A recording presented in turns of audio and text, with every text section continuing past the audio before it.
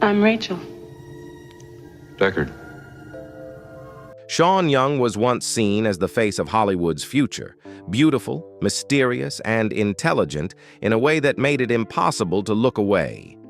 Yet only a few years later, the very qualities that made her irresistible became the reasons the world turned against her.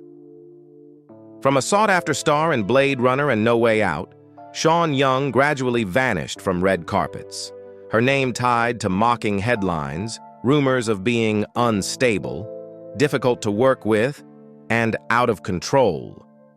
Why did a woman once hailed as a symbol of Hollywood's future end up begging the world to treat her story with mercy? Was it the result of an accident, backstage politics, or simply the cost of daring to tell the truth in an industry that only forgives those who know how to stay silent? Sean Young was born on November 20th, 1959 in Louisville, Kentucky, into a family deeply rooted in the media world. Her father was a television producer, and her mother worked as a screenwriter and PR specialist. From a young age, Sean was surrounded by lights, cameras, and carefully crafted stories. Yet she understood early on that it wasn't an easy life to pursue. When the family moved to Cleveland, she attended Cleveland Heights High School. There, Sean stood out in an unusual way. Dark brown hair, sharp features, a cool gaze, and an upright posture that set her apart from the crowd. In a place that favored blonde, soft-spoken girls, Sean Young was seen as strange, aloof. She once said, "People were always whispering behind my back as if I were something they should stay away from." Sean's teenage years could be summed up in two words: misunderstood and self-reliant. While others tried to fit in, she chose silence. When mocked, she stood still. That distance slowly shaped her into someone with a quiet, defiant confidence. What Hollywood would later call an attitude. After graduating, Sean studied at the Interlochen Arts Academy in Michigan, then at the School of American Ballet in New York. She once dreamed of becoming a dancer, but life in New York was not easy for a young woman living alone. To pay rent, she took modeling jobs. Magazines loved her face, striking, intelligent, and a little defiant. Sean Young wasn't beautiful in a sweet or gentle way, but in a classic, almost confrontational sense. She once said, "I never tried to be likable. I just wanted to be myself." That seemingly simple line would later become both her declaration and the reason she paid such a high price when she entered Hollywood. After a period of modeling in New York, Sean Young began testing the waters of film. In 1980, she landed her first role in Jane Austen in Manhattan, an independent film directed by James Ivory. Though it was only a small part, her presence was magnetic. A cool face, unreadable gaze, and quiet confidence that made people stop and look. She had no formal acting training, but her instincts and the discipline shaped by years of ballet taught her how to move, hold eye contact, and give weight to a scene, even with little dialogue. A year later, Sean appeared in Stripes, 1981, Ivan Reitman's hit comedy starring Bill Murray and Harold Ramis. Her role lasted only a few scenes, but it was enough to make an impression. Amid a cast of loud, chaotic men, her calmness stood out as a strange counterbalance. Many critics, looking back later, remarked, Sean Young knew how to make even a small scene feel centered. According to The Guardian, her journey in Hollywood was never easy. Even before Blade Runner, she endured what she would later call her first major shock, being targeted unfairly. In an email interview, Sean revealed that a powerful industry figure had behaved disgustingly toward her, and when she rejected him, he quietly blacklisted her. There was no evidence, no one spoke up, and no one defended her. "That's where the story of Sean Young began," she said, a young woman just starting out, realizing that Hollywood was run not only by talent, but by power. Still, she pressed on. Then came Blade Runner, 1982, the turning point. Ridley Scott saw in her something others hadn't, a beauty that was cold, proud, yet fragile. When he cast her as Rachael, a replicant with a human soul, he chose the one face capable of anchoring the film's spirit. Shawn was only 22, and it was just her third role. Her acting style defied the Hollywood norms of that era, restrained, enigmatic, almost refusing to let emotion spill. Yet it was precisely that stillness that made Rachael so haunting. A being both perfect and tormented, desperate to be seen as human. Initially, Blade Runner flopped at the box office, but years later it was hailed as a masterpiece, one of the most influential films of the 20th century. Along with it, Rachael and Sean Young became symbols of a surreal beauty, half human, half dream, alluring yet untouchable. But behind the dazzling surface, the film's set was far from peaceful. Rumors began to swirl about tensions between Sean, Harrison Ford, and Ridley Scott. Stories of cold stares, tense shoots, and emotional distance. From then on, Hollywood labeled her difficult to work with. It was a tag she could never quite remove, even though much of it was gossip.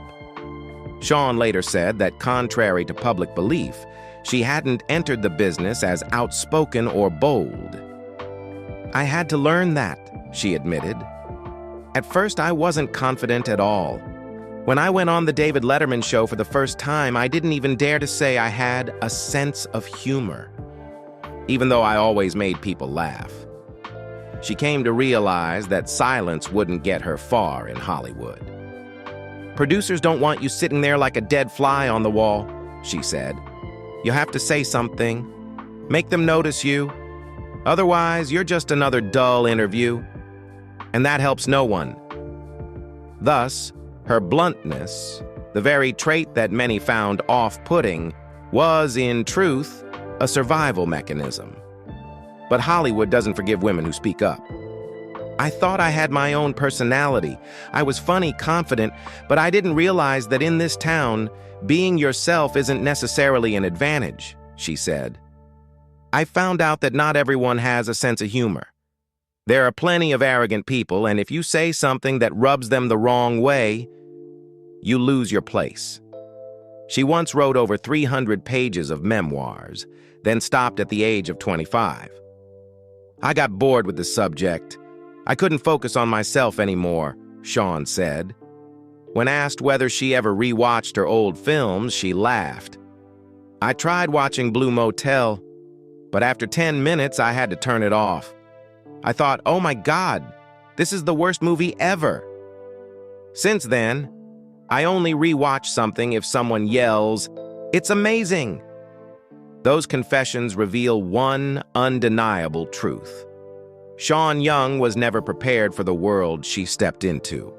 She was just a young woman, instinctive, honest, intelligent but unguarded, thrown into the machinery of Hollywood, where honesty could be treated as a sin, and success was often just the beginning of trouble.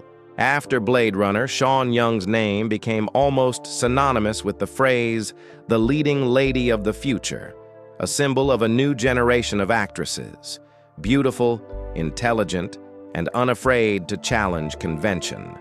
She wasn't just another face on screen.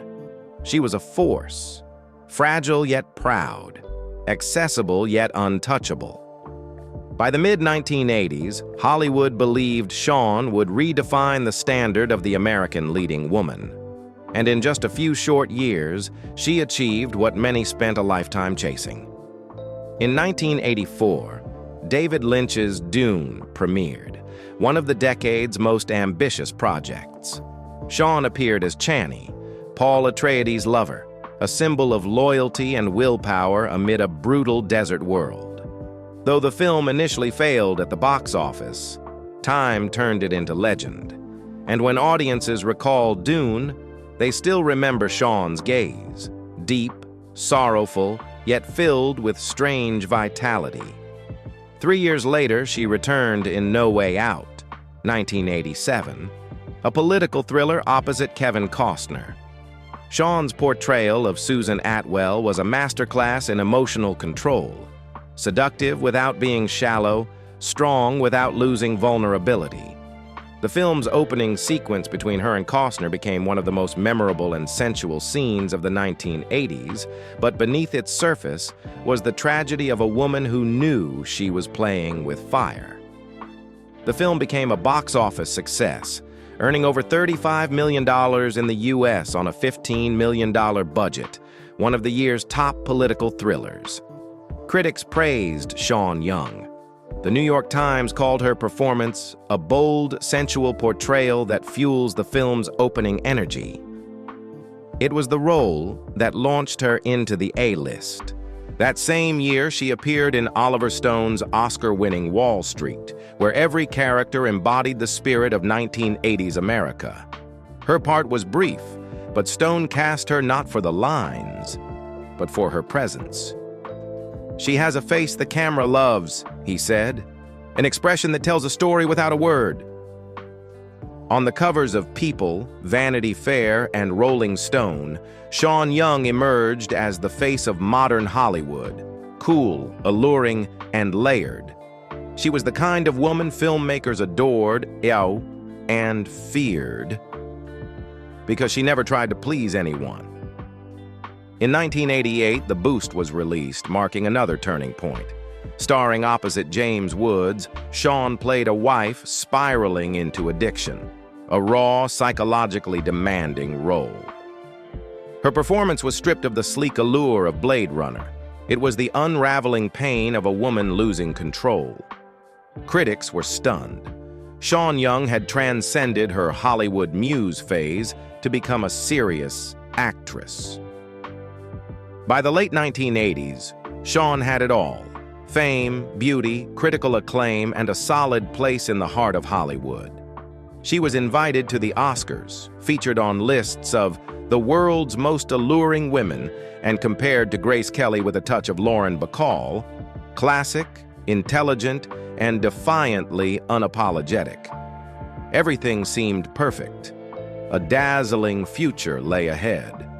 Sean Young, the woman with the cold grace of steel and the heart of an artist,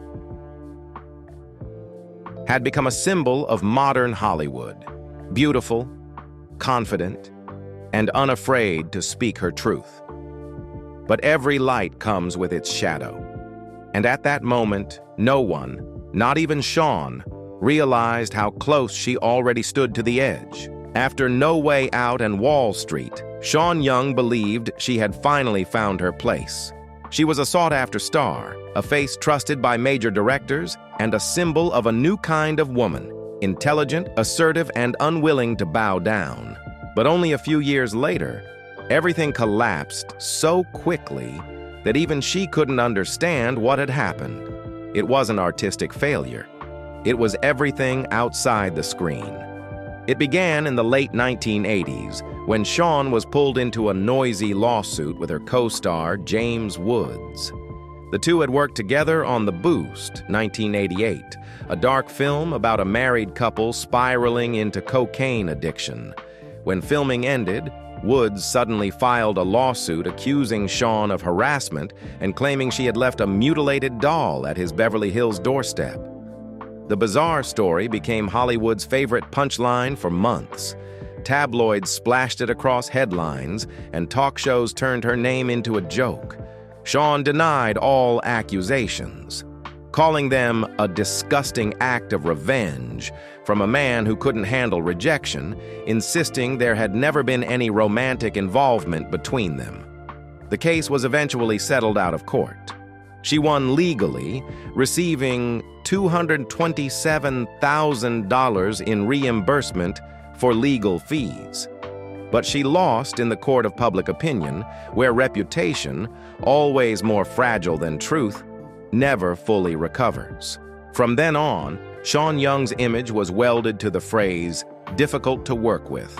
No evidence, no verdict, only rumors, spreading faster than any fact could. Directors grew cautious, studios quietly crossed her name off casting lists, and Hollywood, the same place that once hailed her as the face of a new generation, turned its back without hesitation. Even when new chances appeared, fate seemed determined to test her again. Shawn was cast as Vicky Vale, the female lead in Batman, 1989, a role that could have cemented her as an A-list star. But just a week before filming began, she fell off a horse during a training session, broke her shoulder, and had to withdraw. The role went to Kim Basinger. The film became a box office phenomenon while Shawn, for the second time, stood on the sidelines, watching someone else shine in the part that was meant to be hers. From that fall, everything began to spiral. In 1992, when Warner Brothers started Batman Returns, Shawn showed up at the studio gates wearing a self-made Catwoman costume in front of reporters asking to audition. The press immediately labeled it a crazy stunt. Hollywood laughed. But to Shawn, it wasn't a publicity act. It was a desperate attempt to be seen again, to reclaim a chance she'd lost to fate. The blows kept coming. Shawn claimed Warren Beatty fired her from Dick Tracy after she rejected an invitation that crossed professional boundaries. Beatty denied it, but the damage was real. She lost the role, lost another opportunity, and gained yet another black mark in the eyes of the industry. From then on, Shawn became a punchline. Too unpredictable, too outspoken, and doesn't know when to shut up. By the 1990s, Shawn Young's name appeared less in film credits and more in late-night jokes. She was no longer cited as a talented actress, but as a warning to other women in Hollywood. Don't be outspoken, don't challenge the system, don't ask for fairness. When her career hit rock bottom, Shawn left Los Angeles, moved to Arizona, got married, and had 2 sons. She tried to live quietly, but the calm wasn't enough to heal her. She began drinking, at first to forget, then out of habit. Distance from Hollywood didn't bring peace. It only deepened her loneliness. In 2008, she was kicked out of the Directors Guild Awards after heckling director Julian Schnabel. In 2012, she was arrested on Oscar night for slapping a security guard while trying to enter an after-party without a ticket. The media seized on those images as final proof of the downfall of a once glorious star. She later admitted on Celebrity Rehab that she was an alcoholic, calling it the worst period of my life. Yet amid the collapse, there was still an unusual honesty. "I didn't get into this business knowing how to protect myself," she said. "I just thought I had the right to be myself." In an email to The Guardian, Shawn wrote, "To say I was unfairly targeted is putting it mildly. But the real question is, why?" That question carried no bitterness, only exhaustion. She knew she was funny, knew how to make people laugh, but in a world built on arrogance and power, her candor became a weapon turned against herself. She once said, "If I had been a man, I would have been treated better." A sentence both calm and brutal, as if she had accepted that fairness was never meant for people like her. After years of struggle, Shawn Young chose to walk away from Hollywood, from the lights, from the people who once cheered her on. She moved to Arizona, living quietly, writing scripts, raising her sons, learning to forgive the past. Yet sometimes, in rare interviews, there's still a faraway look in her eyes when she recalls her golden years. A fleeting moment, but enough to make one wonder. Among all the ruins, was there ever anyone who truly stayed beside Shawn Young? Not for her fame, but for who she really was. Behind the image of the rebellious woman that Hollywood once mocked was, in truth, a heart that always longed to be loved. Shawn Young once said, "I wasn't looking for perfection. I just wanted someone who would stay when everything fell apart." Shawn met Robert Lujan in the late 1980s, when she was at the height of her fame after No Way Out. Robert, a Mexican-American musician and actor, had appeared in a few small TV series. He was quiet and gentle, the complete opposite of the noisy world that was consuming Sean. She said that was what moved her. He looked at me like a regular person, not a movie star. They married in 1990, just as Sean's career began to falter after the scandal with James Woods. It was a marriage born from real love, but burdened with too many unhealed wounds. She was still caught in the chaos of a tarnished reputation, and Robert, kind as he was, couldn't withstand the shadow Hollywood had cast over his wife. Sean gave birth to two sons, Rio Kelly Young Lujan, 1994, and Quinn Lee Young Lujan, 1998. In the early years, she tried to retreat from the noise, living as a full-time mother in Los Angeles. But the past never let go. The calls from reporters, the invitations to tell her side of old scandals, the jokes about her on late-night TV, all of it made peace impossible. Robert Lujan loved Sean, but he also feared the storm inside her. She was outspoken, fiery, and at times, despairing. He was quiet, patient, and slowly withdrew into himself. They loved each other. But the more they loved, the more it hurt.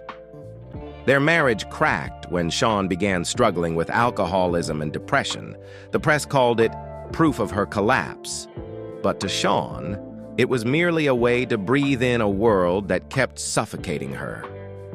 In 2002, they divorced, quietly, without drama or bitterness. In an interview years later, she said, "I don't regret it. I'm just sad that when I needed love the most, I didn't know how to love anyone at all." After the divorce, Sean moved with her sons to Arizona, away from Los Angeles, away from the light that once made her shine. She taught her boys to draw, to swim, cook dinner every night. "Those small things," she said, "saved me from my darkest thoughts." In those years, Sean no longer appeared on red carpets, but she kept living, quietly, steadily. In a handwritten letter to an old friend, she once wrote, "I never wanted to be famous. I just wanted to be free." And perhaps in that silence, she finally found the part of herself she had lost for so long. Strangely, after more than 2 decades, Sean and Robert Lujan crossed paths again. Not in a movie, but in real life. By then, both had endured years of heartbreak. They sat across from each other, not saying much, just smiling. "We understand each other better when we don't have to say anything," Sean recalled. They remarried in 2011, not to fix the past, but to live in peace. No fame, no pressure, just two older, wearier, but gentler souls choosing at last to stay. Sean said in a small interview, "I used to think happiness meant being recognized by the whole world. Now I just want to sit and have breakfast with my husband and kids, listen to the birds outside the porch, and that's enough."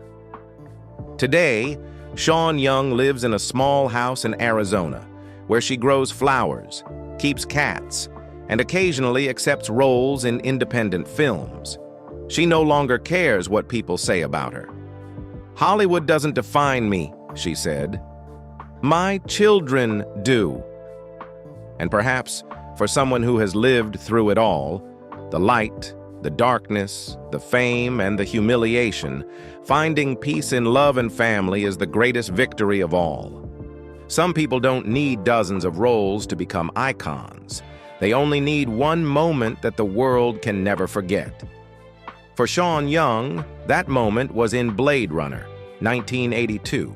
Her image, the sharp black bob, the melancholy eyes that seemed to hold both the future and the past, remains one of the most haunting frames in 20th century cinema.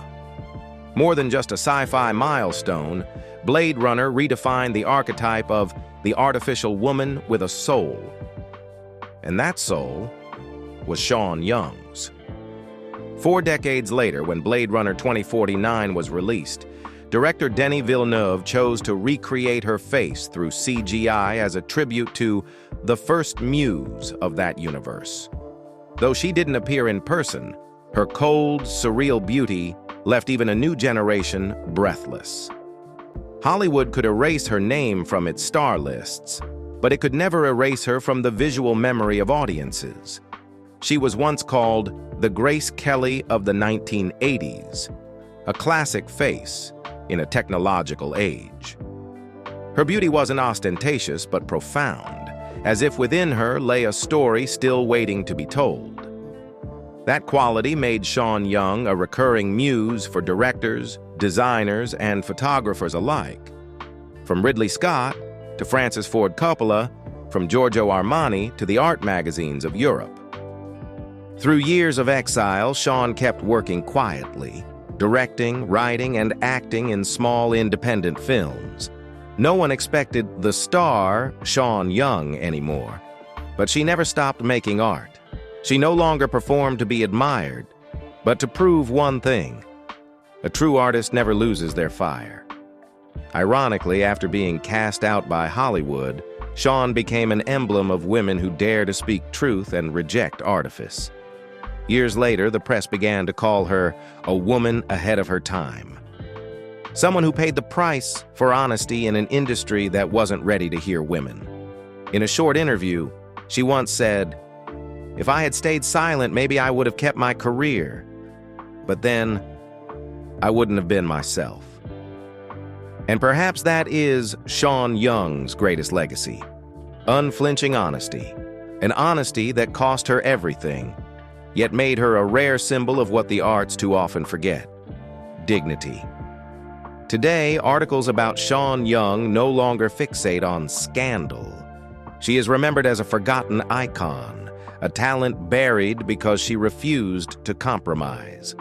Generations of actresses, from Cate Blanchett and Charlize Theron to Natalie Portman, have, in some way, walked the path she helped clear. The path of women who refused to stand in the shadows. Sean never won an Oscar, nor does she have a star on the Hollywood Walk of Fame.